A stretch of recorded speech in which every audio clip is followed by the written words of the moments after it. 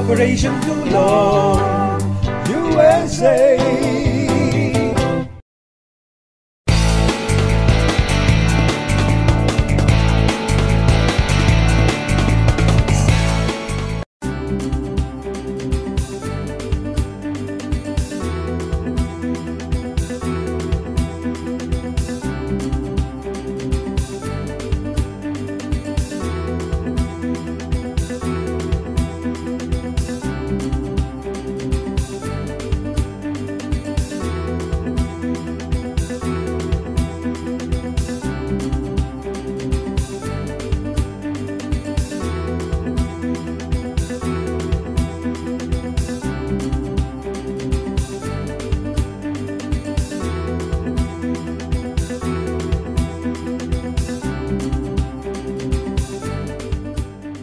Sa United States at sa California alone ay 69 cities ang nanonood sa Otusa.tv.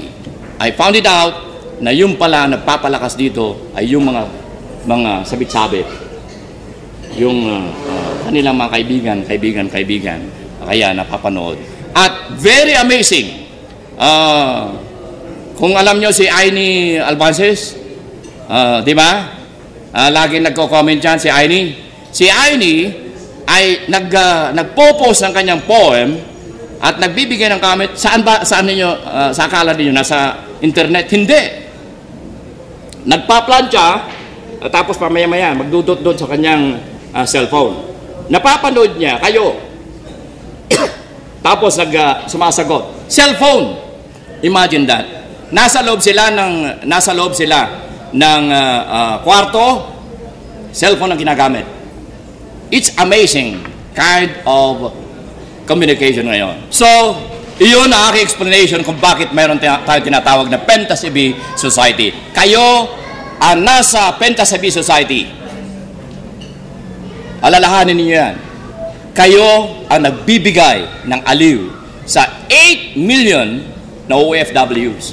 Yung bilang ninyong yan, napipenetrate ang 8 million na OFWs. Akala ninyo, yung tulad ni Jose Rizal Reyes, akala niya, pag tinitingnan ko, akala niya mga 25 lamang yung comment. Pero yung 25 na yun, 1,000 yun. Kabit-kabit yun. Sanga-sanga yun. Hindi lang ninyo makita sapagkat hindi nyo sila friend. Pero yung friend ng my friend, napupunta yung tag nun. Nakikita, nasisilip nila. Nagtataka nga ako, itinatago ko nga sa anak ko yung aking mga pinupos pa kasabihin niya na nagmamalaki naman tong daddy ko. Pero pamaya-maya, nakikita ko nandun sa kanyang Facebook. So, ganyan ang power ninyo sa OFWs.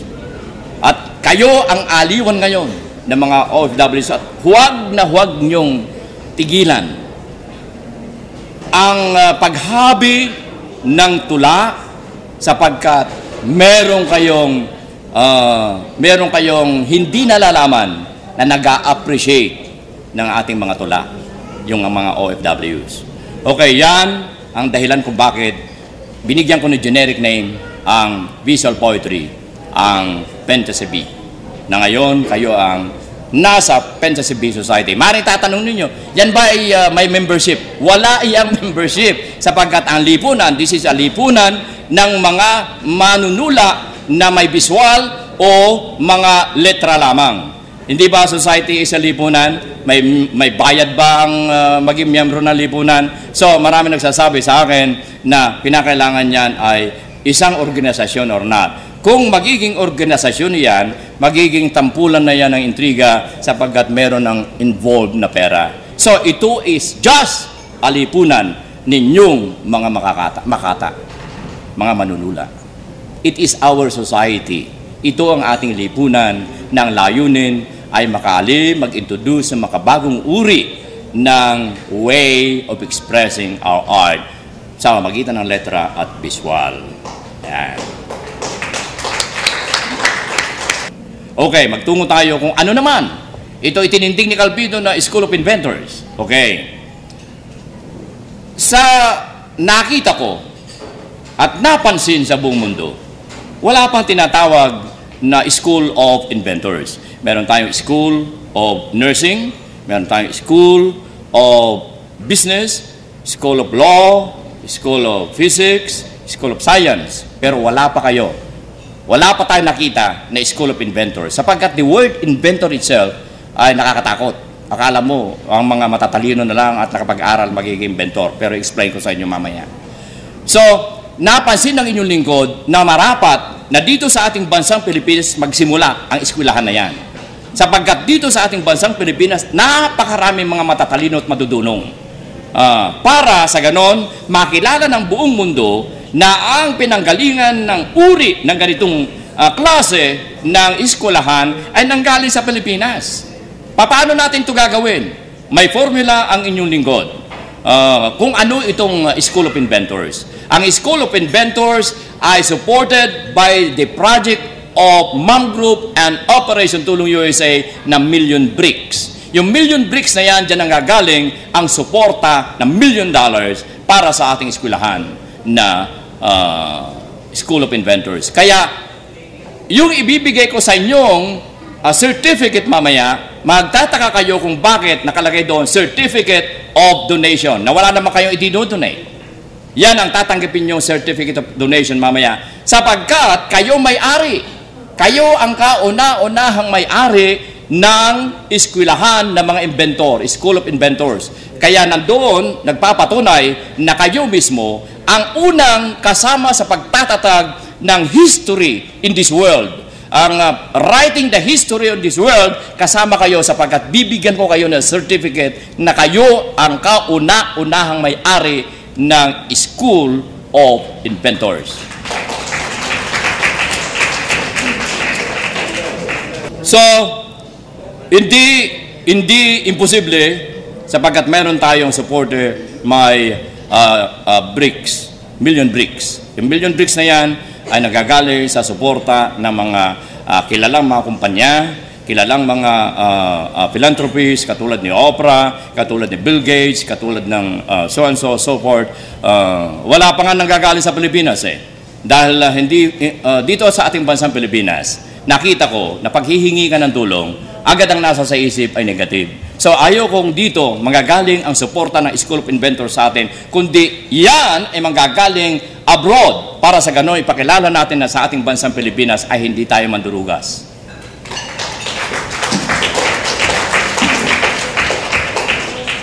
Ang School of Inventors ay titindig yan sa 17 hectares na pupuntahan nga namin bukas para i-shoot namin. Kung saan ititindig yung eskwelahan, kalahati ng 17 hectares, ilan yung kalahati ng 17 hectares? 8.5 hectares, diba? 8.5. Then yung 8.5 hectares ay doon ititindig yung model na factory na manggagaling sa mga OFWs. Ipapangalan ko sa pangalan ng mga OFWs. Sila may-ari ng kauna-unahang pabrika na itinindig na School of Inventors doon sa compound na yon. Para sa gano'n, ipatunayan natin na pwede tayo na magtayo at mapatatag ang industriya ng ating bansang Pilipinas na hindi kasama ang mga politiko na ang paboritong soup ay miso hulan, kaya hindi sila kasama at maging ang mga bangko natin dito sapagkat corrupted na, wala na ring pera. So, ang magsusupport ng ating mga industriyang ito ay ang mga OFWs. Sila may-ari ng mga pabrika na ititindig natin na bawat kanto tatayo ng pabrika instead na sari-sari store. At tingnan ninyo, in 10 to 20 years, ang Pilipinas ang pinakamaunlad na bansa sa buong mundo. Kapag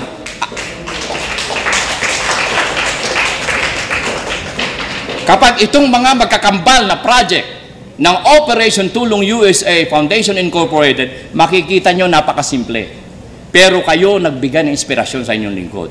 Sapagkat nakita ko kung paano nyo ipadama sa mga OFWs ang inyong pagpapahalaga sa kanila. Sapagkat yung mga tula ninyo, nakikilitin ninyo ang damdamin ng mga OFWs. Kaya nakita ninyo, naaaliw sila. At doon ko nakita na kay pala ang ating bansang Pilipinas ay hindi nararamdaman ng humahawak sa riyenda ng ating gobyerno ang damdamin ng mga OFWs sapagkat sila ang nagtaboy sa kanila sa ibang bansa.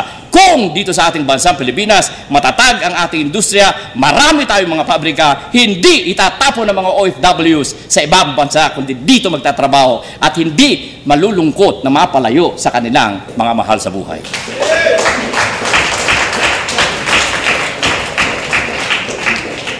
Yan ang dahilan kung bakit merong School of Inventors. Ang School of Inventors, nakalagay doon sa objective ng foundation ng Operation Tulong USA Incorporated.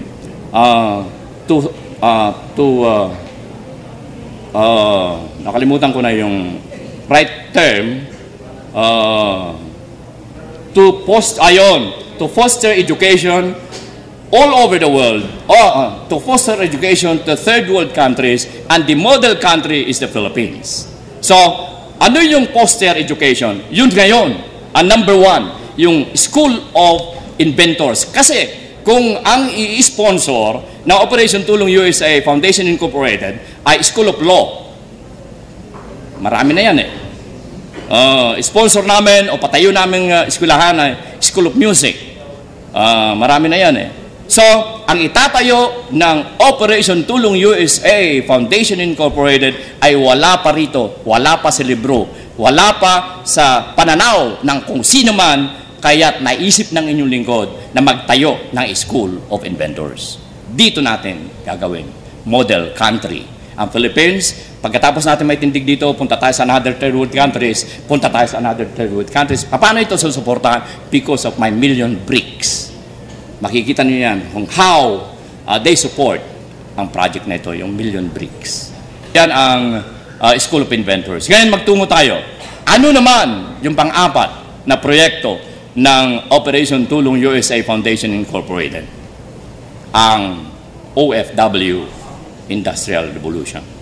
Napakabigat. Napakabigat. Bakit tinawag ko na OFW Industrial Revolution? Okay. Ito ang formula na doon ko nga gagawin, doon sa 17 hectares, na gagawin ko yung model factory na ang pag-aari ay mga OFWs. Ngayon, ilan lahat ang OFWs sa buong mundo? Ang nakalista ay 7 to 8 million Filipinos. Kasama ako dyan. Kasama ako. OFW. Pinagmamalaki ko. Ngayon, yung 7 to 8 million, kunin na lang natin ang 7 million.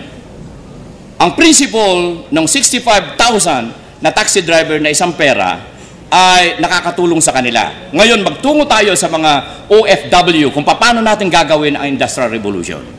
$1 bawat OFW, that is equivalent to 7 million dollars. Equivalent to 300 million pesos. Ang magtayo ng isang pabrika ay 50 million ang puhunan. So, yung 300 million na equivalent ng 7 million na manggagaling sa bulsa na $1 sa bulsa ng OFWs, makapagtatayo tayo ng 6 na pabrika dito sa ating bansang Pilipinas. So, ibig sabihin, sa loob ng $1 ay 6 na pabrika may titindig natin dito, at yung $10 ng OFW, makapagtitindig tayo ng 6 na pong pabrika dito sa Pilipinas. Yung $100 na maibibigay ng isang OFW, makapagtatayo tayo ng 600 pabrika sa Pilipinas, so forth and so on. Paano natin ito gagawin? Dahil sa kayo ay pinaniniwalaan ng mga OFWs, mga tagahangan ninyo sila, pwede natin gawin ito sapagkat meron silang model na makikita doon sa gagawin ng inyong lingkod na pabrika doon sa katabi ng School of Inventors na sila ang may-ari, na kayo ang kauna-unahan na magmamay-ari sapagkat yung aking ibibigay sa inyo na certificate of donation na wala naman kayo i-donate, kayo ang may-ari na eskwelahan at kauna-unahang pabrika na ititindig ng mga OFWs. Very simple. Ngayon, sasabihin na naman na pakikialaman niya ng mga politiko. Alam ninyo, mga Kapilipino, kung hindi tayo ngayon magsisimula sa pamamagitan ng ating kaparaanan na